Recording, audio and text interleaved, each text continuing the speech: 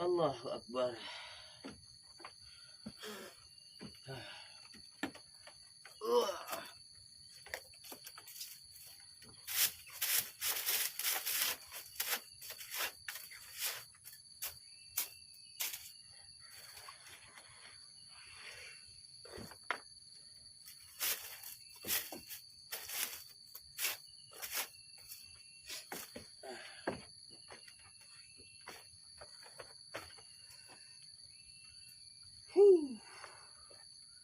Assalamualaikum warahmatullahi wabarakatuh.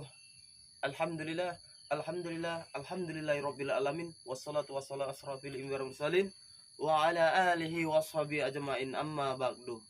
Yang pertama dan yang paling utama, marilah kita mengucap puja-puji syukur kita atas kehadiran Allah Subhanahu wa taala. Pada di pagi hari ini ataupun di pagi hari yang berbahagia ini kita dapat berjumpa lagi. Kita masih diberi kesehatan, kekuatan, kenikmatan jasmani berserta rohani ya. Selawat beriringkan salam kita panjatkan untuk junjungan kita Nabi besar Muhammad sallallahu alaihi wasallam beserta kerabat dan saudara-saudaranya. Mudah-mudahan dengan banyak ini kita berselawat kita mendapat syafaat di yaumil akhir nanti. Amin amin ya rabbal alamin. Salam sedunia, salam sedulurku ya. Salam sejahtera. Aduh. Gimana kabar kalian buat para sedulur? Udah sarapan toh? Udah makan toh? Udah bobok kok? Udah tidur toh? Udah mandi toh?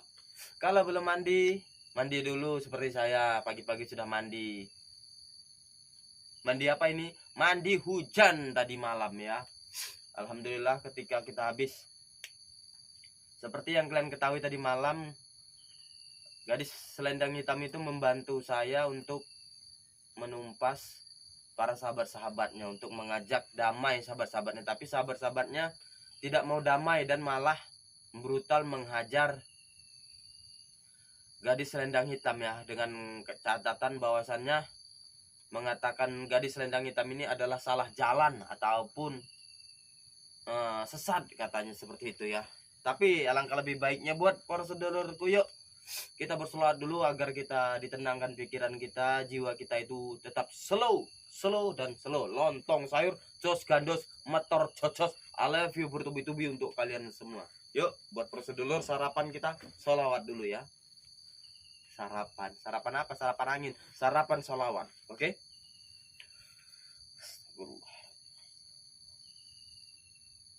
A'udzu billahi minasy syaithanir rajim. Bismillahirrahmanirrahim.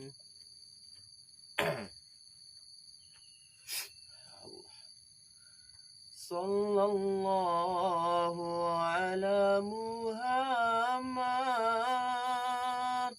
sallallahu alaihi wasallam.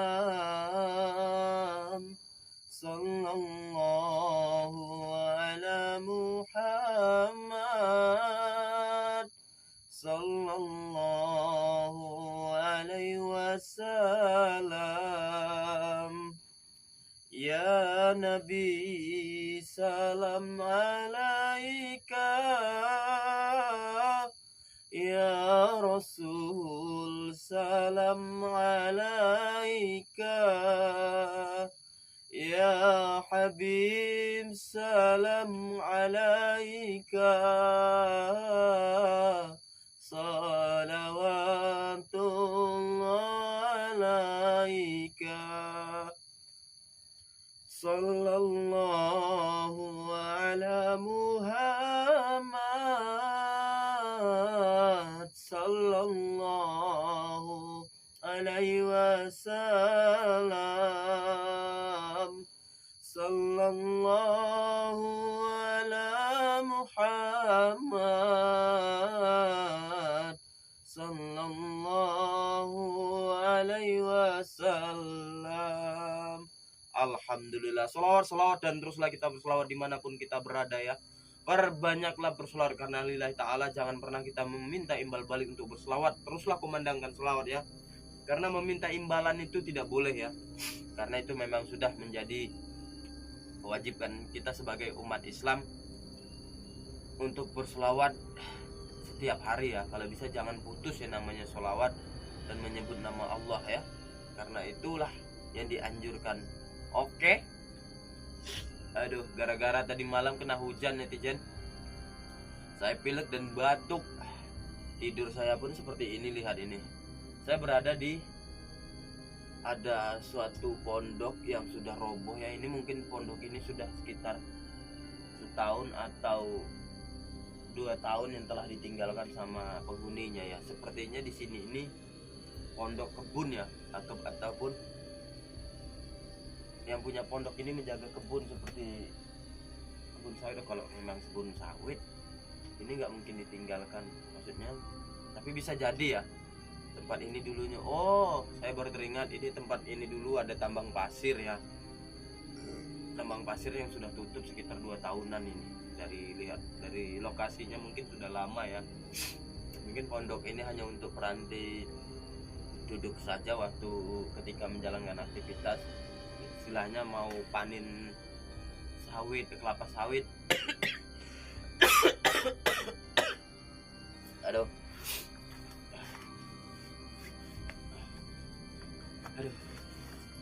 Nah, untuk kita bawa ini ya. Astagfirullah, saya nggak ingat. Ini sudah habis sedulur. Aduh. Besok atau nanti sore kita cari tempat ya untuk isi air hangat ataupun air panas. Terima kasih buat para sedulurku yang selalu mengikuti perjalanan Kang Mas Ali Surogento ya. Mudah-mudahan kalian mendapat hidayah dari video-video saya, mendapat edukasi dari video-video saya. Ambil sisi baiknya, buang sisi buruknya ya. Ambil positifnya, negatif buang ya. Karena saya itu hanya sekedar hiburan. Menjalankan tugas ini sekedar hiburan, menguji adrenalin ataupun menguji nyali kita untuk menjalankan tugas ataupun menghadapi masa yang akan datang. Seperti banyak orang melihat setan itu takut ya. Kebanyakan bisa dibilangkan 80% atau 90% kebanyakan melihat hantu itu takut. Tapi sesungguhnya hantu itu adalah makhluk yang paling buruk, paling hina ya. Kita itu adalah makhluk yang paling sempurna dan paling mulia di mata Allah. Jadi derajat kita itu dengan manusia itu, derajat kita sebagai manusia dengan jin ataupun sebagian dari mereka, kita lebih tinggi derajat kita daripada mereka. Jadi untuk apa kita takut? Dan juga ada yang menanyakan malam itu waktu ketika saya jalan, saya berkata gini, Mas jalan ini kemana? Oh ini tembusannya ke sana Mas. Mas memangnya dari mana? Saya dari Jawa, saya bilang gitu kan. Kesini ngapain? Saya cuman seperti musafir ataupun pengembara. Oh ada saudara di sini? Tidak ada, saya tanya gitu kan. Jadi Mas mau tinggal di mana? Ya namanya musafir ini tinggal di mana saja boleh, yang penting tidak kena hujan, saya bilang gitu. Oh, sebagian dari penduduk desa itu pun ada yang mengatakan tinggal di sini saja Mas. Sementara saya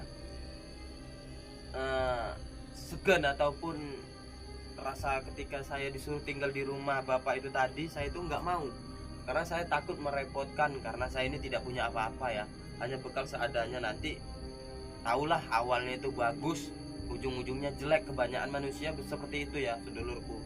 Awalnya ini berteman, setelah pisah dari teman ujung-ujungnya jelekin, udah gitu ujung-ujungnya menghujat secara diam-diam ya. Kalau memang seumpamanya teman itu tidak suka, bagus terus terang seperti saya seumpamanya, saya tidak suka sama dia karena saya itu dulu sistem saya dididik, para warok dididik ataupun kami dulu para pendekar dididik untuk jujur kok. Karena kunci kesuksesan dan sejatinya diri kita ini harus jujur. Karena baginda Rasulullah SAW saja mengajarkan kita untuk jujur. Ilmu paling mulia dan paling kekal itu adalah kejujuran. Setelah kita jujur, dimanapun kita tinggal, orang bakalan percaya. Tapi kalau kita sebagai manusia yang tidak pernah jujur, ketika kita mau jujur kepada seseorang, orang tidak bakalan percaya. Karena apa? Kita sudah tercap ataupun sudah dikasih label kalau si Polan itu ataupun dia itu tukang pembohong. Jadi ketika dia ini jujur begini-begini, saya jujur kepada kalian semua untuk mengakui kesalahan ini. Orang tidak bakalan percaya, sedulurku. Jadilah orang yang jujur, menjaga peribahasa, menjaga tata krama kita kepada sesama teman-teman kita ataupun orang yang lebih tua kita ataupun yang lebih muda. Tipe saya itu, untuk kalian ya, saya itu tidak pernah memandang bulu. Dalam arti kata, kalau berteman, anak segini saja pun saya temani, apalagi yang tua. Intinya kita itu menjaga adab kita ya, menjaga sopan santun kita kepada yang lebih muda atau seusia kita atau yang lebih tua ya. Yang lebih muda dari kita saja kita hormati, apalagi yang lebih tua. Karena bagaimanapun yang tua ini lebih banyak ataupun lebih mengetahui tentang perjalanan hidup, sudah banyak memakan pahit asam ya daripada kita yang muda. Jadi kita hormatilah yang lebih tua. Oke. Tema hari ini seperti biasa buat persedulur. Kalian sudah tahu bahwasannya tadi malam penggemburan, dan ketika saya membantu selendang hitam, saya itu tidak diberi dengan gadis selendang hitam itu, karena gadis selendang hitam itu mengatakan bahwasannya ini adalah menjadi tanggung jawab saya. Jadi kamu itu jangan ikut campur tentang urusan ini. Jadi saya tidak berani ikut campur, karena itu sudah menjadi tanggung jawab gadis tersebut ya. Tapi mudah-mudahan dengan bujukan gadis berselendang hitam itu, para saudara-saudaranya bertobat ataupun ikut dan meninggalkan sesembahan mereka. Ataupun kalau pengakuan dari gadis hitam semalam, berselendang hitam semalam, bahwasannya ada yang mengendalikan. Nah, yang mengendalikan mereka di lembah siluman. Ini kita harus mencari tahu lebih dalam ya tentang sesosok yang mengendalikan mereka. Berarti mereka ini ibaratkan boneka yang hidup, digerakkan. Boneka yang diisi baterai ya baru bergerak. Ketika tidak diisi baterai, maka boneka itu tidak akan bergerak. Ketika diisi baterai, mereka itu akan bergerak. Berarti ini ketika sang pengendali mereka ini menyuruh kamu ke selatan, maka mereka akan ke selatan. Nah, habisi saja mereka yang ingin menggagalkan rencana kita. Makanya mereka itu menyerang saya. Mungkin pengendali mereka ini sudah tahu bahwasannya ada yang akan menghajar mereka ataupun mengajak mereka itu bertobat seperti saya ya. Jadi pengendali mereka ini sudah tahu bahwasannya ada musuh. Sebetulnya saya tidak musuh dari mereka, karena saya itu ingin membujuk mereka menjadi yang baik. Mungkin sang pengendali ini tidak terima dengan bujukan dan rayuan saya untuk mereka itu baik.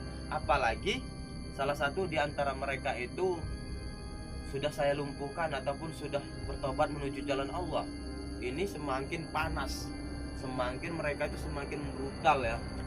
Apalagi pengendali ini sudah tahu bahwasannya salah satu antara murid ataupun boneka dia sudah saya tobatkan.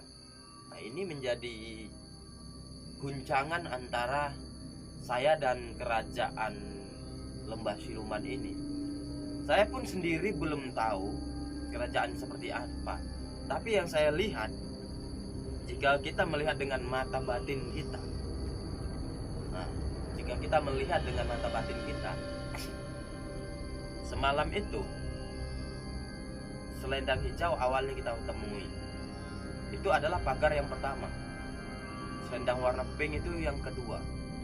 Itu saya sudah berada dalam lingkupan gerbang istana mereka sebenarnya. Tapi yang mungkin yang mempunyai indera keenam dapat melihat bagaimana bentuk gapura dari istana mereka. Kalau yang kita lihat semalam dari rekaman video kita, itu sebuah selendang.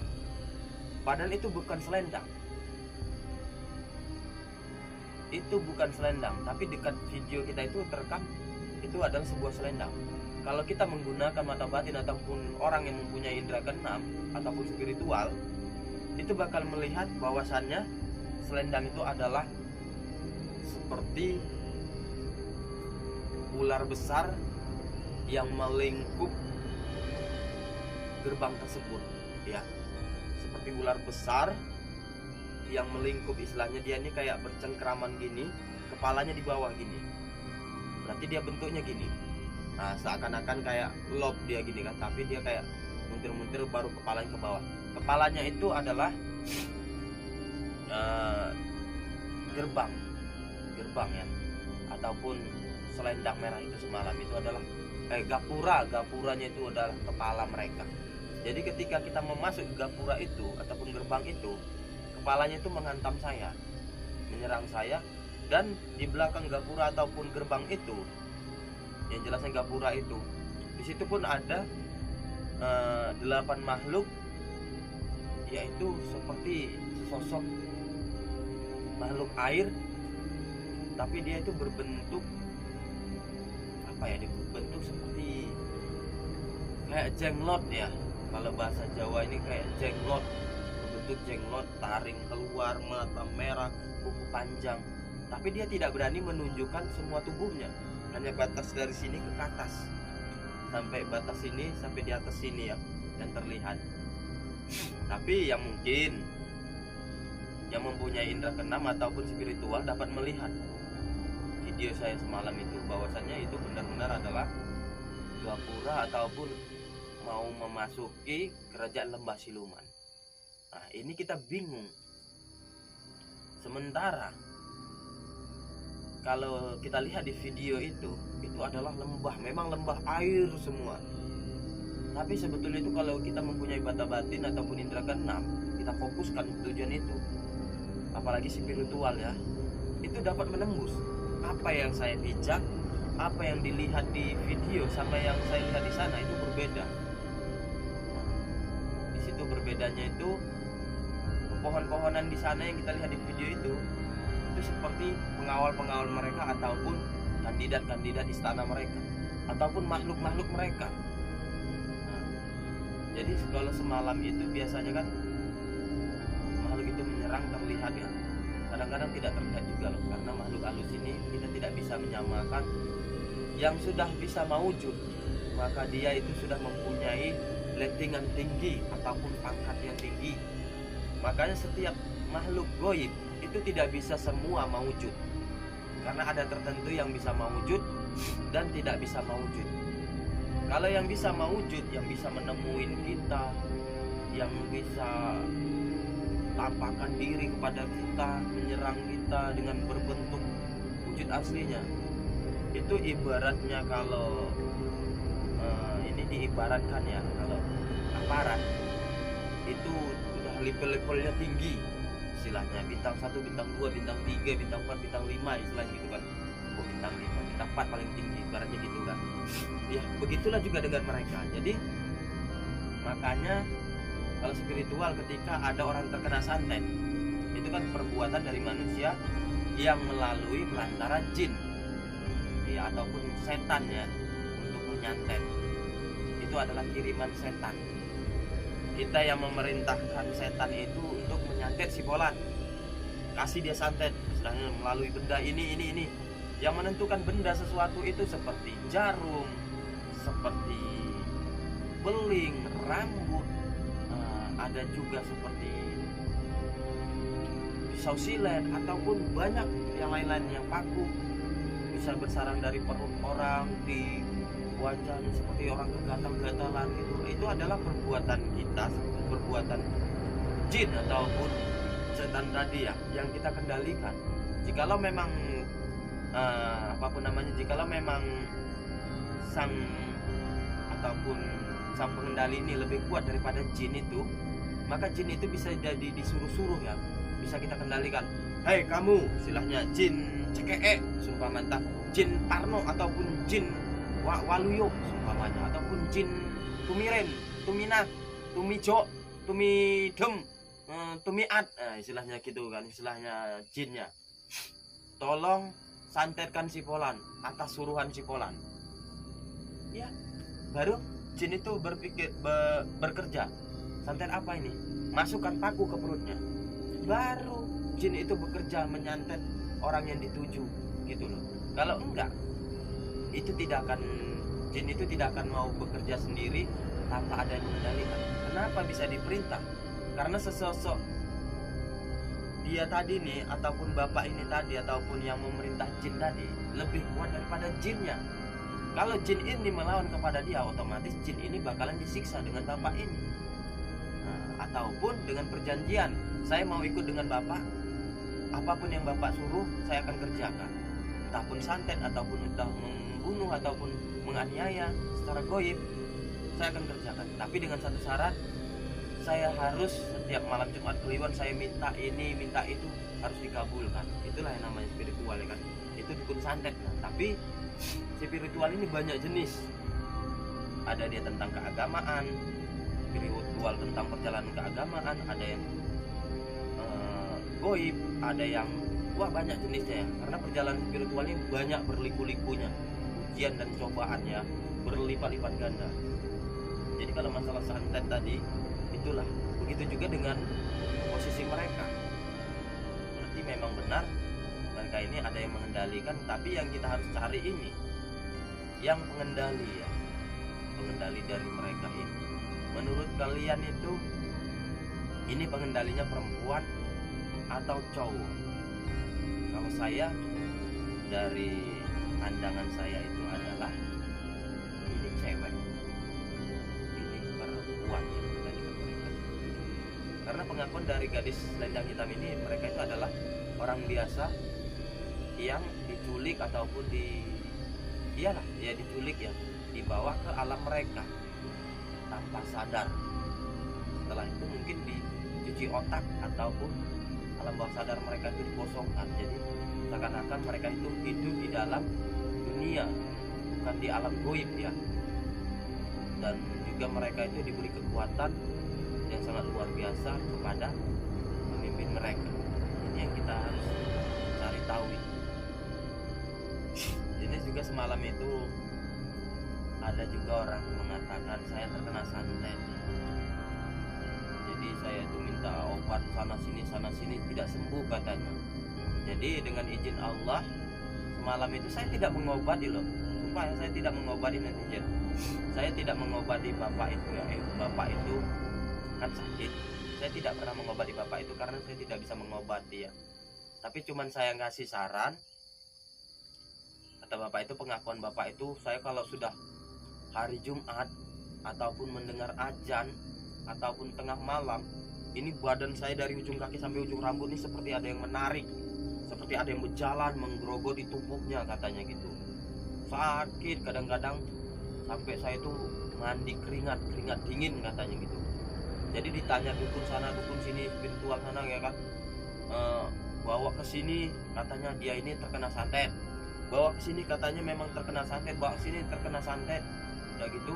Dan satu sini katanya kau nih ada apapun namanya, pernah salah sama orang jadi kamu disantet begini. Jadi entah kenapa bapak itu bisa meminta tolong kepada saya. Mungkin karena saya itu orang asing, penampilan saya seperti ini, mungkin saya itu dikira orang sakti. Padahal saya itu bukan sakti ya. Namanya orang sakti itu tidak perlu makan. Kalaupun dia makan itu makan pohon-pohonan besar, besi-besi dimakan, itu orang sakti. Kalau saya ini hanya memakan nasi. Jadi bapak itu meminta tolong, sepertinya mas ini bukan orang sini. Iya benar pak. Kenapa? Saya lihat mas ini bukan orang sembarangan. Dari mana mas bapak tahu? Dari penampilan mas ini orang-orang sakti. Saya tidak sakti. Saya itu tidak punya apa-apa dan saya tidak mengetahui apa-apa.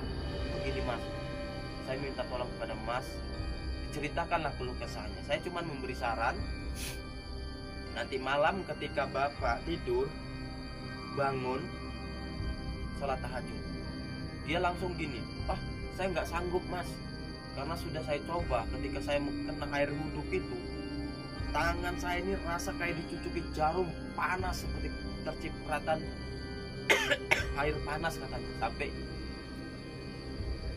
sekitar 5 tahun lebih saya itu nggak pernah sholat katanya. Saya kaget, kenapa Pak? Karena itu tadi, mendengarkan suara azan tidak bisa, terkena air wudhu tidak bisa, jadi serba salah. Jadi saya itu hanya melamun, berdiam diri karena saya udah capek berobat kemana-mana.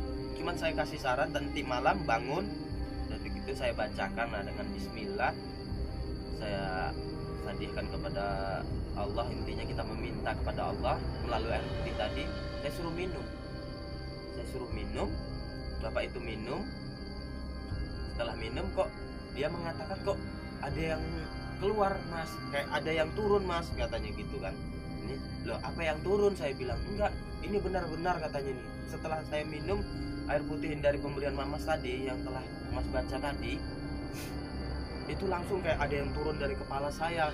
Ini kayak keluar, kayak terasa jalan dia katanya itu, kayak orang kram gitu, kesemutan itu kayak gitu katanya gitu. Udah gitu, semalam itu jumpa lagi dengan dia, katanya itu saya bawakan untuk mengambil air wudhu itu rasanya panas, tapi kata Mas itu harus ditahan, jadi saya tahan. Terkena air wudhu itu panas, saya bawa sholat tahajud katanya itu kan. Udah gitu saya bawa sholat subuh, sholat asar, ya pokoknya 5 waktu dikerjakan terus sama dia ya. Dalam 2 malam ini katanya tuh 80% perubahannya katanya gitu. Malah bapak ini mengatakan saya berobat sama bapak abang Mas itu. Makanya saya itu kabur dari kampung tersebut, karena saya nggak mau di sini. Saya itu bukan untuk mengobatin orang ya, tapi saya itu untuk memberantas gejala kejahatan yang ada di muka bumi. Kunci sebetulnya itu adalah keyakinan kita ya, bukan karena air putihnya, tidak, bukan karena ilmunya, tidak. Sesungguhnya manusia ini diciptakan di muka bumi ini tidak punya apa-apa. Jika kita mau kembalikan itu hanya itu apapun namanya, jika kita kembalikan, yang memiliki itu segalanya hal kita ini adalah Allah. Jadi segala sesuatu kita harus meminta kepada Allah. Apapun penyakitnya, kita jangan pernah mengeluh, karena itu adalah satu teguran untuk kita, bahwasannya banyak kita lalaikan pekerjaan kita ya. Seperti untuk apa kita menjadi orang kaya, memiliki segalanya, apa yang kita inginkan kita bisa beli, tapi kita tidak diberkahi dengan sholat. Kunci kesuksesan, kunci ilmu dunia dan akhirat adalah sholat. Jadi kalau kita mempunyai harta, kita bersedekah, tapi kita tidak ada sholat, tidak ada gunanya. Kita sholat tapi tidak bersedekah, tidak juga ada gunanya. Makanya sholat dan sedekah ini harus kita jadikan satu. Jadi menjadi istilah di sini 50, sedekah 50, sholat 50, menjadi 100%. Kunci tiang agama kita. Jadi kalau kita mempunyai segala, kita tidak pernah sholat, apalagi kita tidak sedekah, neraka tempat kita. Kok ngelantur omongan saya ya ini pagi hari ini. Tapi ini mungkin dengan pembicaraan kita ini menjadi edukasi kita untuk pemikiran kita yang lebih jernih di pagi hari ini ya. Ataupun saya ini bukan ustadz ya berceramah seperti ini, tapi ini menjadi petunjuk bahwasannya apa yang saya ceritakan ini sudah menjadi pengalaman saya sendiri. Kita jangan pernah takut untuk bersedekah ya, dan jangan pernah takut kita miskin untuk bersedekah, karena ingat Allah sudah menjanjikan, 1 kamu beri maka 10 ku ganti. 1, bayangkan, 1, 10 diganti. Bayangkan, ini 1. Kita bilanglah ini 1. Ini 1 benda ya. Ini 1 benda yang kita kasihkan sama orang 10 diganti. Ini masih ada sisa 9. Masih ada sisa 9 ya. Ya, masih ada sisa 9 dari 1 yang kita kasih. 9 ini yang dikasih sama Allah. Ya. Jadi kalau 2 kita kasih, 9 tambah 9 berapa?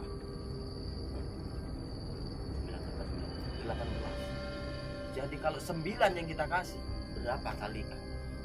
Tidak akan habis rezeki kita untuk memberi orang yang tidak mampu. Tidak akan habis rezeki kita untuk memberi orang yang membutuhkan. Karena perlu kita ketahui ya, di harta-harta kita punya ini, ataupun kita mempunyai harta berlipat ganda, kalian harus mengeluarkan zakat. Zakat kalian, seperti kalian mempunyai sepeda motor, tanah, rumah, uang, ataupun maaf ceritanya itu kesehatan kita. Banyak sebenarnya ya. Kalau saya ceritakan hari ini, mungkin sampai besok nggak bakalan siap. Jadi kita tuh jangan pernah takut untuk bersedekah ya. Karena bersedekah itu tidak membuat kita susah. Dengan bersedekah itu malah membuat kita kaya. Oke. Tapi ingat, bersedekah itu jangan seumpamanya seperti ini. Aku menyumbang. Nggak apa-apa. Sedikit yang penting ikhlas, itu jawaban yang salah. Sedikit yang penting ikhlas. Kalau yang namanya ikhlas itu tidak perlu disebutkan banyak sedikitnya ya. Semakin banyak kita memberi orang, maka pahalanya berlipat ganda. Dan jangan bilang seperti ini, oh aku banyak ngasih sekolah, sedekah aku sama sekolah banyak, aku sedekah sama sekolah. Nggak perlu kau banyak-banyak sedekah, yang penting sedikit pun aja sedekah, yang penting ikhlas. Ini yang salah.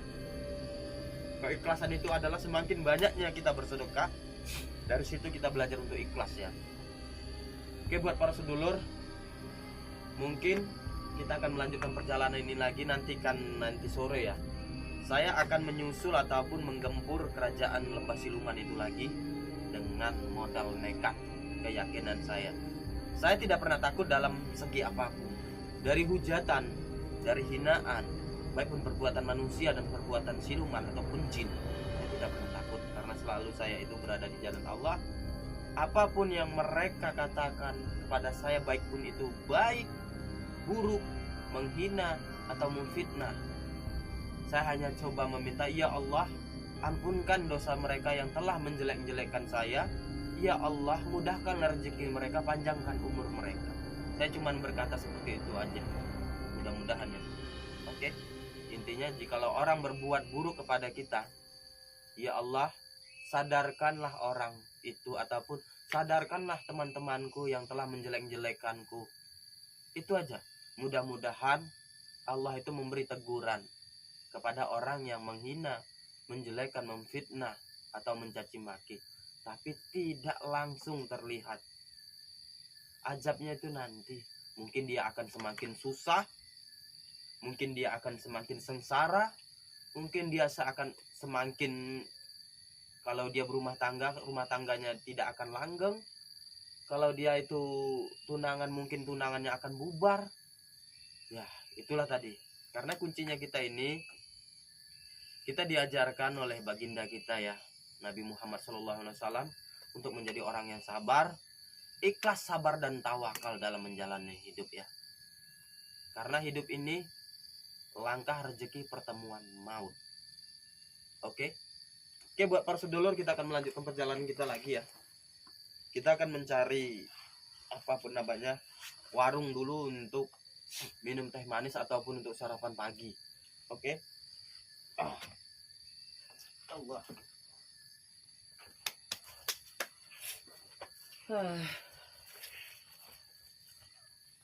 Oke, buat para sedulur, kita lanjutkan perjalanan kita lagi.